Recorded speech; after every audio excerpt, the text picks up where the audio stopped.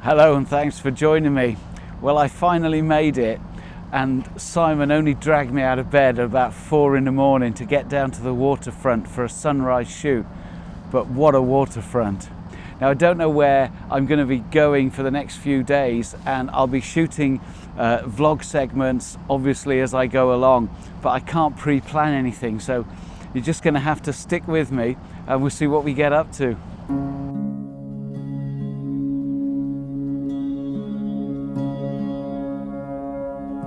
The waters of Lake Ontario are beautifully smooth. The sun's going to come up over our shoulder and hopefully illuminate everything. And they've even ordered some high cloud especially for me. So this could be really interesting.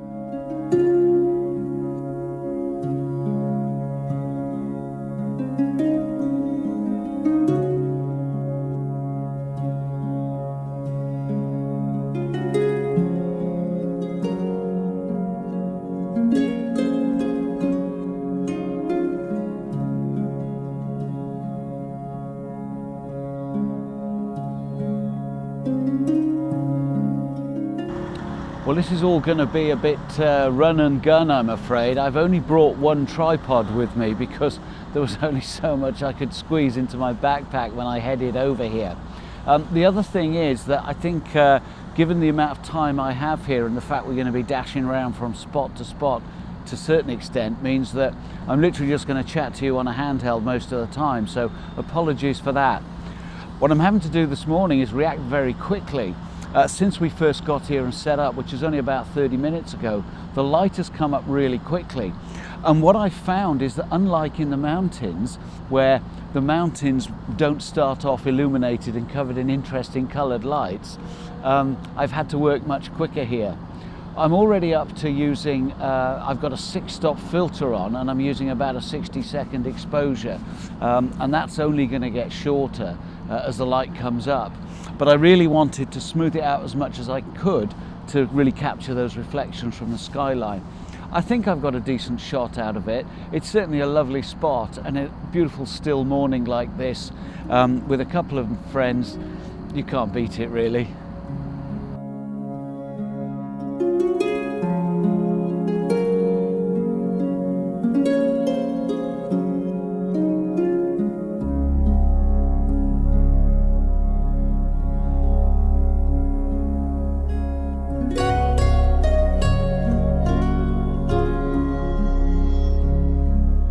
With the light coming up really fast now, even with my 6-stop filter on, I'm only getting a shutter speed of about 5 seconds.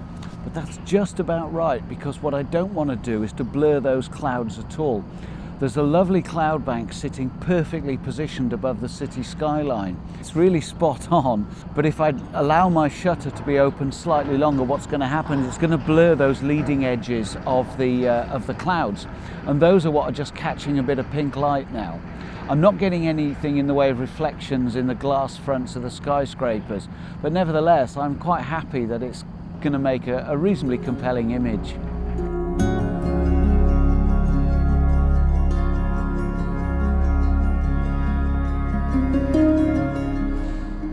So have you actually done any photography? No. I'm trying to film my vlog, a video with you and Andy as a separate video, and take photos, and I've not actually done anything yet, so I'm going to abandon the photography. So we're well into golden hour now, and I've got quite a few shots that I'm hopeful will come out, but the one that I'm working on at the moment I'm really pleased with so far based on what I've seen on the camera. What I've done is I've got a 6-stop and a 10-stop on, and that's allowing me to run my exposure out during this golden hour period where the light isn't changing as much to about 3.5 minutes, something like that. Now obviously that's smoothing out the water as you'd expect, but I don't really need it to run that long for the water. What I'm most interested in with this particular composition is the way the clouds are moving through the frame, and they're really framing the city skyline nicely because they're coming towards us, moving slightly diagonally across. So as the shutters open for that length of time, even though it's very still this morning, I'm still getting exactly the right sort of movement that I'm looking for.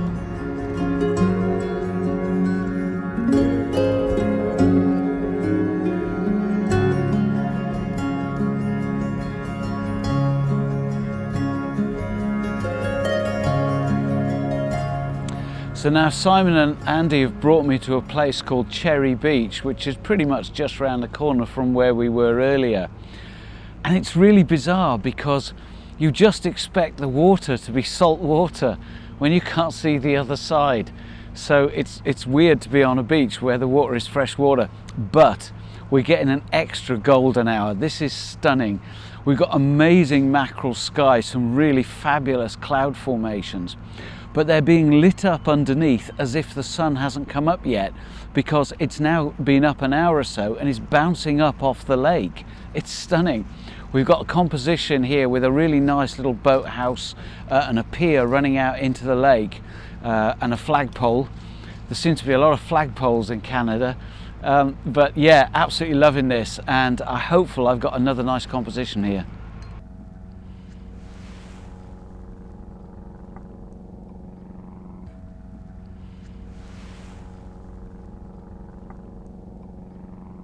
So Simon and Andy have brought me down to the point at the end of Cherry Beach, which gives you another view back towards the city skyline.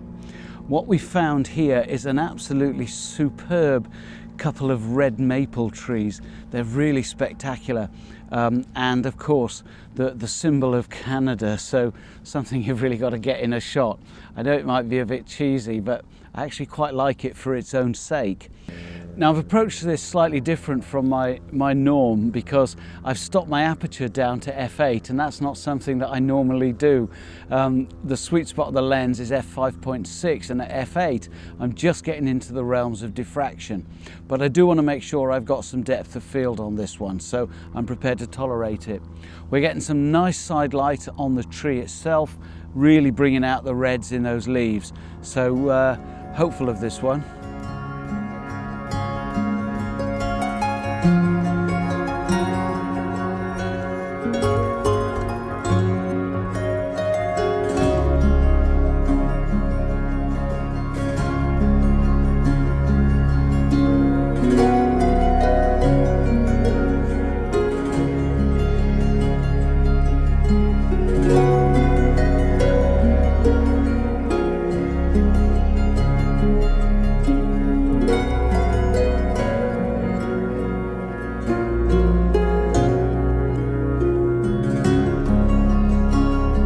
So they've now brought me to the main water treatment works for Toronto, obviously right on the lakefront, because I just can't get my head around the fact this is fresh water. It's like being at the sea without the smell and the taste of salt in your mouth, but it's really interesting. This building is an amazing Art Deco edifice, not amazingly interesting to photograph, but very interesting to see. But being a landscape photographer, what's caught my eye is this little bit of beach with the waves breaking that leads your eye round to a little jetty and a couple of stubby trees trying to grow on it. Now, I did try and get a lone tree type of shot, and I don't know how well that's going to turn out, but what I've got here, which I'm actually preferring, is the line of the surf running round in a curve to the jetty. I'm shooting it with a 10 stop at f5.6, which is getting me a shutter speed of about 4 seconds, and it's just right. We've still got this lovely high cloud that we started the morning with about 5.5 hours ago. So it's still a glorious day, but with enough texture in the sky to make it interesting.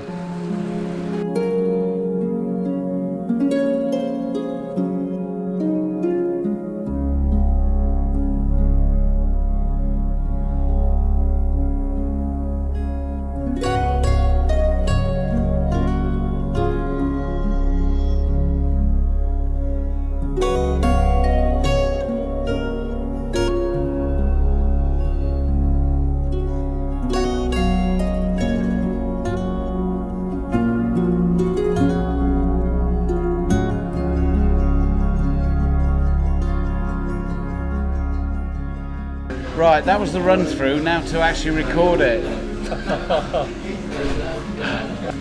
Well, we ended up down on the boardwalk by the beach, sitting on a bench watching the world go by. I did a bit more street photography while Simon and Andy were trying to shoot cyclists going by. and a squirrel or two. So a really eclectic mix of photography, absolutely brilliant. It's now mid-afternoon, so it's already been a long day.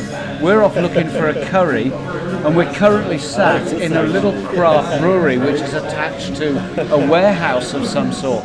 This place is nuts. Tomorrow is Niagara. Simon is still making a movie. He's been filming the barman pouring beer. And great day out, absolutely brilliant. Huge thanks to Simon and Andy for being brilliant hosts. Tomorrow, Niagara. Hopefully there'll be some more vlogging, some more photography. Thank you ever so much for watching. And if you haven't done it yet, why not subscribe now and join me next time. Cheers.